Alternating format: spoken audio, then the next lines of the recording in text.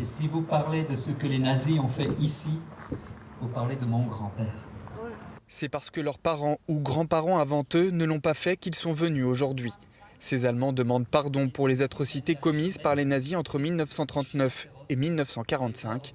C'est d'ici, en gare de Compiègne, qu'est parti le premier convoi de juifs vers le camp d'Auschwitz-Birkenau en 1942. Alors aujourd'hui, la peine est immense. La situation que je vous ai racontée, c'était dans mon cœur.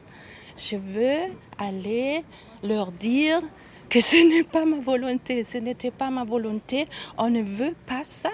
Et c'est pourquoi c'est pour moi un honneur de venir ici aujourd'hui, beaucoup d'années plus tard, pour parler aux gens, pour dire on regrette vraiment de tout notre cœur. La marche est partie de l'ancien camp de Royalieu, aujourd'hui mémorial de l'internement et de la déportation.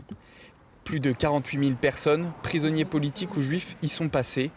Tous ont été déportés.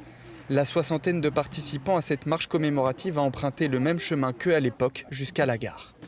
D'emprunter ce chemin, c'est des émotions. On se dit là, ils étaient les gens malades, fatigués, maltraités, brutalisés. Ils ont dû marcher par là. Ils ne savaient pas où ils allaient. Et nous, aujourd'hui, on est libres, mais on veut dire là, je ne sais pas, c'est des émotions qu'on ne peut pas trop mettre des paroles dessus. Et à l'heure où le nombre d'actes antisémites augmente, cette marche prend tout son sens, selon eux. Le déni de l'autre, la violence, la haine. Voilà. Donc il faut se manifester tout le temps, ne jamais lâcher nos convictions. Voilà. Parce que nous sommes nombreux à ne pas vouloir cette haine et cette violence. Donc ce qui prouve qu'on est nombreux aujourd'hui. Allemands et Français étaient donc réunis pour prononcer ensemble ce message.